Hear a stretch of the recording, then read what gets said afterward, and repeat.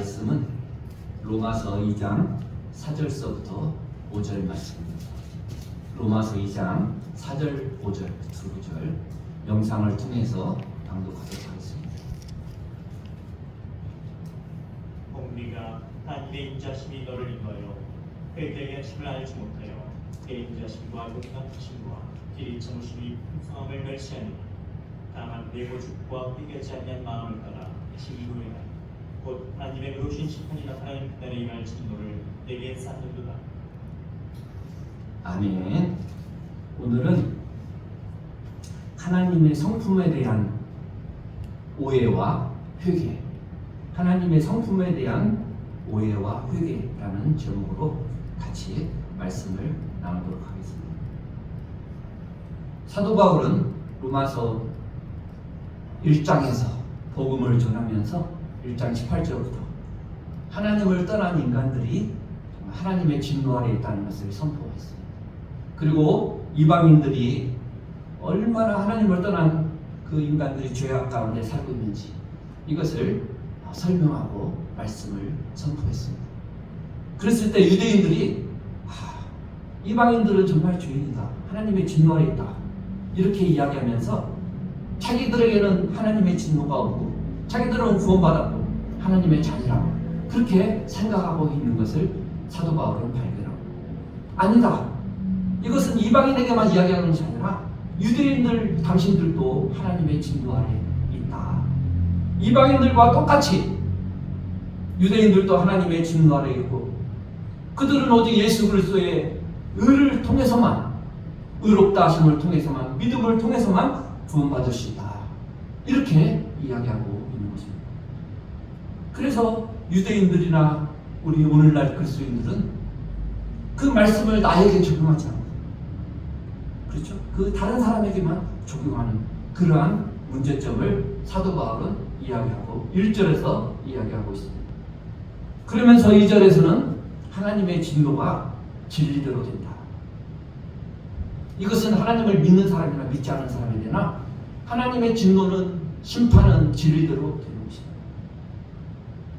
그래서 그 증거가 바로 예수 그리스도의 십자가라는 것입니다. 물론 구약에서 유대인들이 하나님께 범죄했을 때 하나님의 진노가 그들에게 임했습니다. 나라를 빼앗기고 포로로 끌려가서 고통 가운데 그 죄의 결과를 겪은 것을 우리는 성경을 통해서 알 수 있습니다. 그러나 무엇보다도 하나님의 진노가 가장 명확하게 나타난 것은 바로 십자가입니다. 인간에 대한 죄에 대한 하나님의 진노가 예수 그리스도의 십자가를 통해서 나타난다. 그것이 바로 하나님은 죄를 그냥 넘어갈 수 없는 분이고 모든 심판은 진리대로 되는 분이고, 우리는 우리의 죄도 바로 예수 그리스도가 십자가에 통해서 그 우리의 죄값을 감당하시고 그 심판을 당하심으로 우리도 그 죄값을 해결하시고 우리가 그 예수 그리스도를 믿는 믿음으로 우리도 의롭게 되고 하나님의 자녀가 되었다는 거죠. 그래서 이 십자가의 진리, 이것이 바로 하나님의 진노가, 심판이 진리대로 되는 것입니다. 그렇게 되면 어떻습니까? 하나님을 거부하고 믿지 않고 끝까지 예수 그리스도의 십자가의 복음의 능력을 믿지 않고 받아들이지 않는 그 죄인들에게는 분명히 하나님의 진노가 진리대로 마지막에 된다는 사실을 사도 바울은 이야기하고 있는 것입니다. 그래서 세례 요한도 하나님의 진노가 유대인들에게 누가복음 3장 8절에 그러므로 회개에 합당한 열매를 맺고 속으로 아브라함이 우리 조상이라 말하지 말라. 내가 너에게 이르노니 하나님이 능히 이 돌들로도 아브라함의 자손이 되게 하시리라. 유대인들은 하나님의 진노가 임하지 않는다. 때로는 임했지만 긴 역사적으로 볼 때 하나님의 진노가 우리에게 임하지 않았다. 하나님의 은혜와 사랑이 풍성하다, 그렇게 생각을 했습니다. 그러나 회개하지 않고 주님께로 돌아오지 않을 때 하나님의 진노가 분명하게 진리 가운데 임한다는 것을 세례 요한은 분명하게 이야기하고 있는 것입니다. 참으로 죄는 인간의 눈을 멀게 하는 것입니다. 유대인들 또 예수님이 말씀하실 때 자기들의 실상을 제대로 보지 못했던 것입니다. 역사에 대해서도 눈멀게 했던 것입니다. 역사 가운데 유대인들이 하나님께 범죄함으로 바벨론 포로 생활, 70년의 포로로 끌려갔던 그런 것들도 역사적인 명확한 사실인데도 불구하고 예수님이 요한복음 8장 32절에 진리를 알더니 진리가 너희를 자유케 하리라. 그들이 대답하되 우리가 아브라함의 자손이라 남의 종이 된 적이 없거늘 어찌하여 우리가 자유롭게 되리라 하느냐. 역사적인 사실만으로도 제대로 볼 수 없는 거예요. 역사적으로 그러한 죄 가운데 대해서 종교했던 그런 역사적인 사실이 있음에도 불구하고 유대인들은 우리가 언제 아브라함의 자손으로서 종이 된 적이 있느냐. 물론 예수님은 죄의 종을 이야기하고 있는 거죠. 진리를 알지 못하는 자들은 언제나 죄가 그들을 왕노릇하는 죄의 종으로 있다. 이것을 분명히 말씀하셨지만 유대인들은 그것을 영적인 진리를 깨닫지 못할 뿐만 아니라 역사적인 사실도 왜곡하고 눈을 멀게 했던 것입니다. 그래서 예수님이 돌아가시고 승천하신 이후에 AD 70년에 얼마나 그 예수님이 말씀하신 예루살렘 교회가 돌 하나도, 예루살렘 성이 돌 하나도 돌 위에 남지 않을 정도로 해파되고 수많은 사람들이 죽임을 당하고 고통 가운데 임하고, 그래서 그들이 나라 없는 백성으로 AD 70년에 흩어져서 1948년 나라가 회복될 때까지 얼마나 고통 가운데 그렇게 세상을 살았습니까? 하나님의 심판은 진리대로 되는 것입니다. 우리가 죄를 용서받고 의롭게 된 의인이라고 하고 구원받은 하나님의 백성이지만 죄 가운데 살면 하나님의 심판은 임한다는 것입니다. 그래서 다윗이 정말 범죄한 이후로 하나님의 냉혹한 심판이 그 집안에 다윗에게 임했던 거죠. 그래서 우리는 죄에 대해서 가볍게 회개하고 죄를 아주 가볍게 생각하는 그러한 그리스도인이 되어서는 안 되는 것입니다. 그 죄 때문에 예수 그리스도의 십자가에 죽으시기까지 하셨다는 것입니다. 그러나 오늘날 그리스도인들조차도 이 세상에 하나님의 심판이 어디 있느냐? 태초 이후로 하나님의 심판이 어디 있느냐? 악인들도 잘되고 악인들이 풍요를 누리고 건강하게 더 오래오래 살지 않느냐? 사도 베드로는 이렇게 이야기하고 있어요. 베드로서 3장 3, 4절에 먼저 이것을 알지니 말세에 조롱하는 자들이 와서 자기의 정욕을 따라 행하며 조롱하여 이르되 주께서 강림하신다는 약속이 어디 있느냐? 조상들의 잔 후로부터 만물이 처음 창조될 때와 같이 그냥 있다. 심판이 없다. 이렇게 조롱한다는 것입니다. 그들은 하나님의 선하심을 멸시하는 거예요. 하나님의 인자하심을 멸시하는 거죠. 어디 심판이 있느냐? 그러면서 하나님의 사랑과 인자하심만을 강조합니다. 하나님의 사랑만을 강조해요.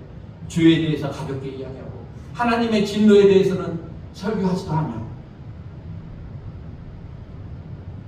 그래서 그들은 나는 하나님의 선하심을 믿는다. 그러니 계속 죄 가운데 살던 식으로 살아도 뭐 우리의 구원 문제는 구원은 문제없지 않느냐. 그렇게 내 방식대로 죄 가운데 여전히 살아가고 있는 많은 그리스도인이 있음을 우리는 알 수가 있는 것입니다. 그래서 사도 바울은 아니다. 너희가 하나님을 믿는다고 하는 유대인이라 할지라도 하나님의 심판은 진리대로 되는 것이다. 이렇게 분명하게 이야기하고 있는 것입니다. 요약해서 다시 한번 말씀드리면 사도 바울의 2장 1절에서 첫 번째로 다른 사람을 정죄하면서 스스로 같은 죄를 지면서 스스로는 의롭다고 생각하는 유대인들에게 이 말씀이 너희에게 너희도 회개가 필요하고 구원받을 믿음으로 구원받는 하나님의 의가 필요하다고 이야기하는 것입니다. 그리고 둘째로 하나님의 심판은 편견되지 않고 진리대로 된다. 그렇죠. 예수 그리스도를 믿는다는 사람에게로부터 심판이 시작된다면 믿지 아니하는 자들에게는 어떠하겠느냐. 그런 말씀도 있지 않습니까? 그리고 세 번째로 하나님의 인자하심을 너희가 하나님의 성품을 오해하면 안 된다. 너희는 하나님의 성품에 대해서 모른다. 하나님이 인자하신 것은 무엇이냐? 우리가 회개해서 구원함을 이룰 수 있도록 그러기 위해 하나님이 인자하신 분이시다. 하나님이 심판에 대해서 유예하고 참고 계신다. 이것이 바로 하나님의 진정한 성품인데도 불구하고 사람들은 하나님의 선하심을 방종과 자유와 죄에 대한 구실, 합법적으로 죄를 짓고 살 수 있는 거 아니냐? 하나님의 심판이 어디 있느냐? 이렇게 생각한다는 것입니다. 그래서 그들은 하나님이 인자하심이 회개케 하심을 알지 못한다는 거예요. 알지 못하여. 이것은 무지할 뿐만 아니라 의도적으로 나는 알고 싶지 않다. 의도적으로 알고 싶지 않고 무시한다는 것입니다. 멸시 어린 무관심으로 알지 못한다. 이런 의미인 것입니다. 하나님의 선하심은 우리로 하여금 회개할 의도로 주어진 것인데 이것을 알지도 못할 뿐만 아니라 의도적으로 알고 싶지도 않다. 이런 의미로 회개하심을 알지 못한다. 이렇게 이야기합니다. 사도 베드로가 베드로후서 3장 4, 5절에 이르시되 주께서 강림하신다는 약속이 어디 있느냐? 조상들의 잔후로부터 만물이 처음 될 때와 같이 그냥 있다 하니 이는 하늘이 옛적부터 있는 것과 땅이 물에서 나와 물로 성립된 것도 하나님의 말씀으로 된 것을 그들이 일부러 잊으려 하는다. 일부러 하나님의 진노와 회개케 하심을 일부러 알고 싶지 않다는 것입니다. 그들은 의도적으로 알고 싶지 않은 것입니다. 그래서 모르는 것입니다. 의도적으로 경멸하고 무시하고 의도적으로 하나님의 심판에 대해서 하나님의 성품에 대해서 조롱하고 그래서 그들은 믿지 아니하는 자들, 불신자들을 포함해서 또 믿는다고 하지만 하나님의 진노와 심판에 대해서 일부러 알고 싶지 않은 그런 자들은 그들은 하나님 앞에 핑계댈 수가 없다는 것입니다. 그래서 회개가 필요하다는 것입니다. 하나님의 인자하심의 그 성품은 우리에게 회개할 수 있는 기회를 주신다는 것입니다. 불신자들이 하나님을 믿고 돌아오게 한다는 것입니다. 하나님은 모든 사람이 구원받기를 원하시죠. 그러나 그 하나님의 원하심으로 다 모든 사람이 믿고 구원받는 것은 아닙니다. 그렇죠? 그것은 두 가지 요소가 필요한 거죠. 가장 중요한 것은 하나님의 은혜죠. 성령이 그들을 회개케 하고 그들의 마음을 깨닫게 하고 눈을 열게 하는 성령의 하나님의 은혜가 필수적인 것입니다. 또 하나는 그 복음을 듣고 자기의 의지적인 행동을 통해서 회개하고 복음을 받아들이고 돌아서는 것. 이 두 가지가 다 필요한 것입니다. 모든 사람이 회개하라고 사도행전 17장에서 바울이 아덴에서 설교했죠. 모든 사람이 이제는 회개하라 명했다. 이것은 보편적인 구원을 주시는 모든 사람에게 구원의 길이 열려있던 그런 보편적인 진술인 거죠. 하나님은 모든 사람이 구원받기를 원하십니다. 그러나 인간이 구원받기 위해서는 정말 하나님의 은혜로 그 사람이 돌이키고 의지로 회개하고 돌이키는 것도 필요한 것입니다. 사람이 거듭나지 않으면 사실 회개할 수가 없죠. 하나님의 은혜가 필요한 것입니다. 그래서 사도 바울도 가장 세례 요한도 예수님도 먼저 회개하라. 그래서 회개와 믿음이 필요한 것입니다. 단순히 믿는 것이 아니라 회개와 믿음이 필요합니다. 그것이 바로 예수님과 사도 바울의 메시지였다는 것입니다. 그러면 참된 회개라는 것이 무엇입니까? 회개는 항상 회개가 성경의 믿음보다도 앞서는 것이 바로 회개인 것입니다. 회개 없는 설교는 인간의 영혼의 회심을 기대할 수 없는 것입니다. 회개란 무엇인가? 회개는 다시 생각한다. 다시 생각한다. 회개를 촉구하는 말씀을 들을 때 이것을 생각한다는 것입니다. 믿지 않은 자들도 회개하고 예수를 믿으라고 했을 때 다시 생각한다는 것입니다. 마태복음 21장 두 아들의 비유가 나옵니다. 28절에서 보면 그러나 너희 생각에는 어떠하냐? 어떤 사람에게 두 아들이 있는데 맏아들에게 가서 이르되 예 오늘 포도원에 가서 일하라 하니 대답하여 이르되 아버지 가겠나이다 하더니 가지 아니하고 둘째 아들에게 가서 또 그와 같이 말하니 대답하여 이르되 실소이다 하였다가 그 후에 뉘우치고 갔으니 그 둘 중에 누가 아버지의 뜻대로 하였느냐? 이르되 둘째 아들입니다. 예수께서 그들에게 이르시되 내가 진실로 너희에게 이르노니 세리와 창녀들이 너희보다 먼저 하나님의 나라에 들어가리라.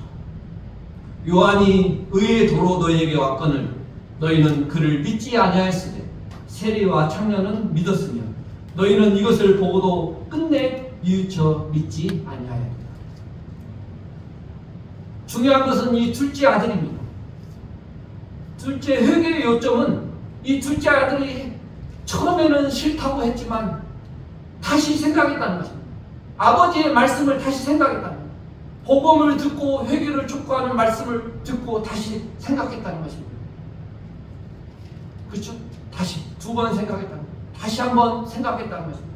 이것이 첫 번째 회개의 요점이고 두 번째 그 회개라는 뜻은 마음을 바꿨다는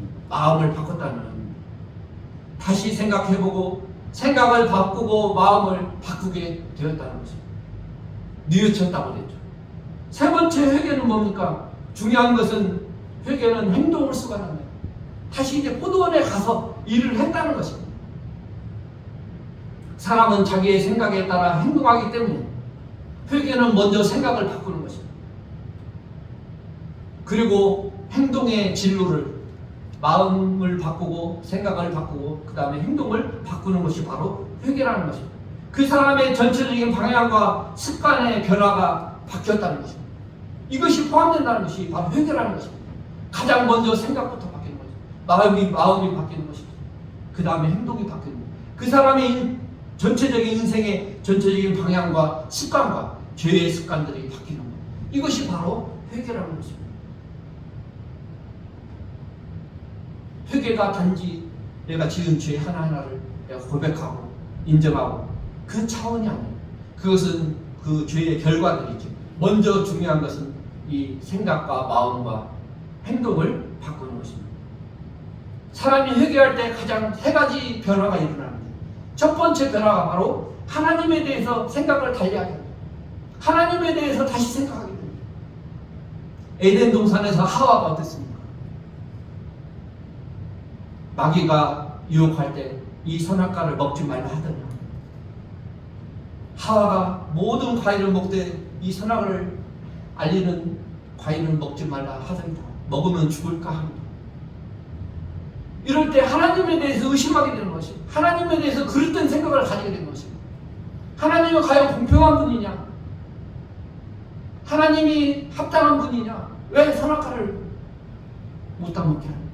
하나님에 대해서 마귀의 유혹을 받아서 그릇된 생각을 가지게 되는 것입니다. 그래서 회개는 하나님에 대해서 다시 생각해요.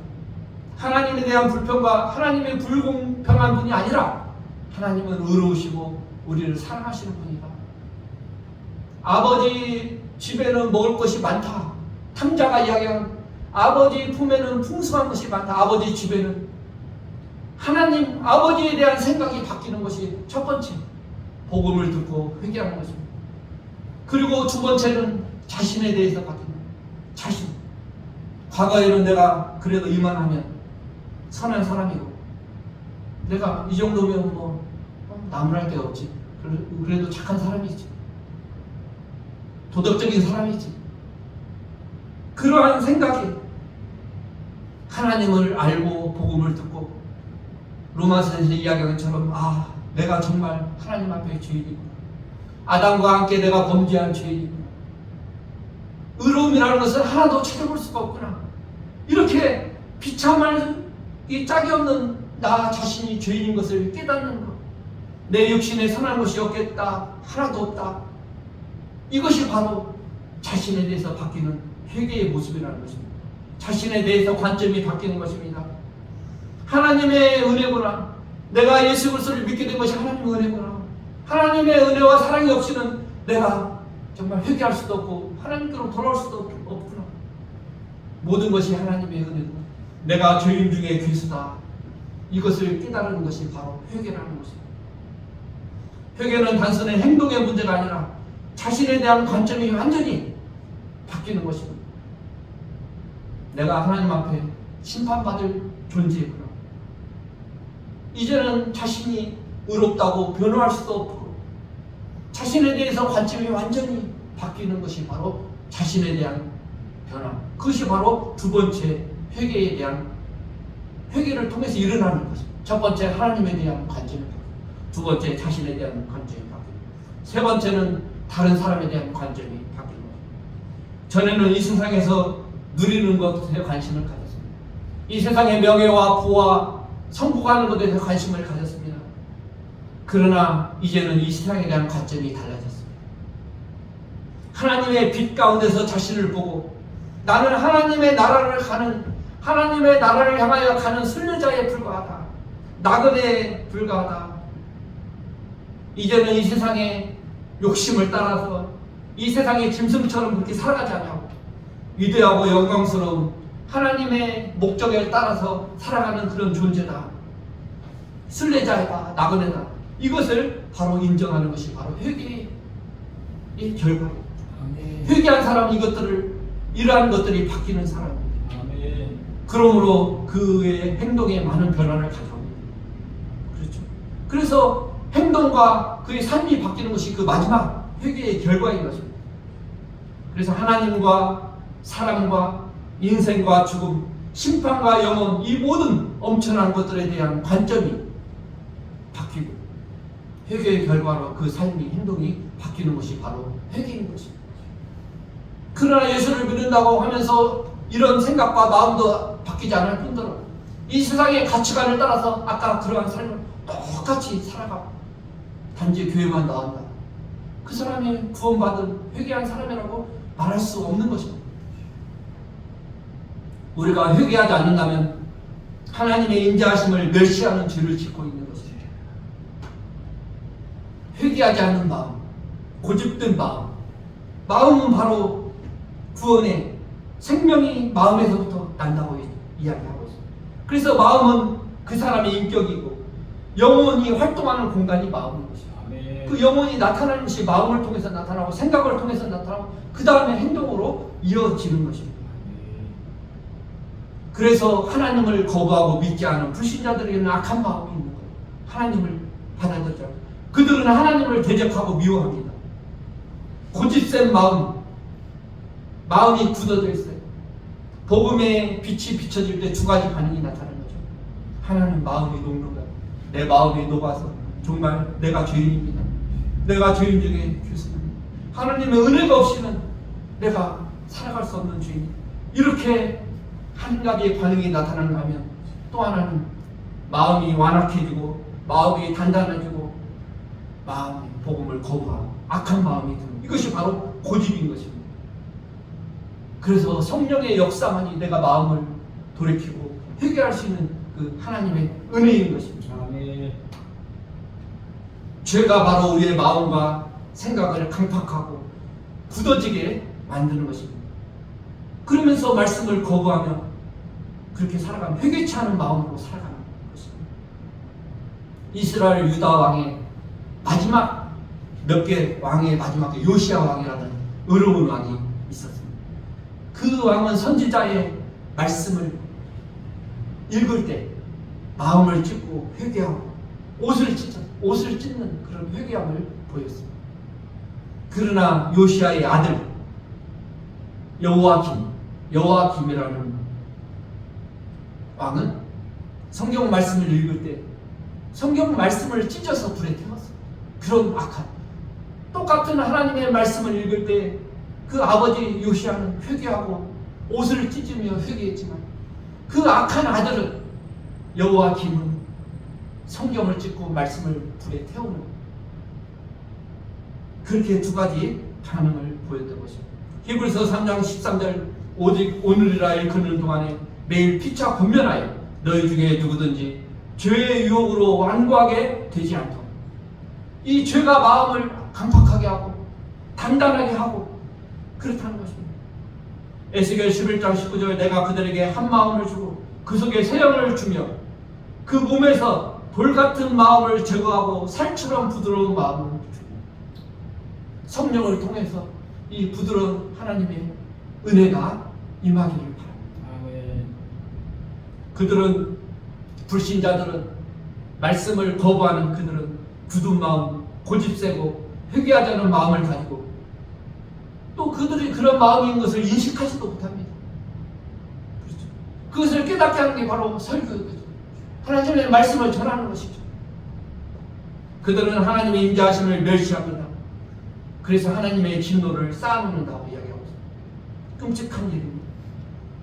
그리고 그들을 기다리고 있는 것은 마지막에 정말 무서운 하나님의 심판만이 그들을 기다리고 있습니다. 하나님의 진노의 날, 하나님의 의로운 심판이 나타나는 날, 마지막 날, 그들은 핑계댈 수 없을 것입니다. 하나님의 책이 펴지고 사람들이 자신을 위해 쌓아놓았던 모든 진노가 그들에게 부어질 그 마지막 심판, 그들은 심판을 받을 것이고 결코 핑계댈 수 없는 것입니다. 하나님의 심판은 진리대로 되는 것이기 때문입니다. 그 위대한 날에 하나님의 진리와 의와 공의가 최종적으로 완벽하게 드러날 날인 것입니다. 계시록 1장 7절 볼지어다 그가 구름을 타고 오시리라 각 사람의 눈이 그를 보겠고 그를 찌르는 자들도 볼 것이요 땅에 있는 모든 족속이 그로 말미암아 애곡하리니 그러하리라. 아멘. 우리 사역자와 성도들은 어떤 책임이 있습니까? 복음을 거부하고 하나님의 진노 아래 있는 그들이 눈을 뜨게 하는 것. 그렇죠. 그래서 복음을 전하고 하나님과 화목된 자가 되기 위해서. 그래서 우리가 화평케 하는 자가 우리의 임무인 것입니다. 그들에게 말해줘야 되고 또 그들이 궁금해하면 우리가 대답해야 될 것입니다. 그들은 이 진리를 무시하고 알지 못합니다. 그들이 눈을 뜨고 또 귀를 열어서 회개함으로 하나님께 돌아오고 하나님의 임박한 진노에서 피하라고 그들을 구원시키도록 우리가 기도하고 복음을 전하는 것이 바로 우리가 해야 될 임무고, 또 그러한 영혼들이 우리 대림 선생님께 날마다 늘어나는 그러한 하나님의 은혜가 있기를 예수 그리스도의 이름으로 축복합니다. 아멘.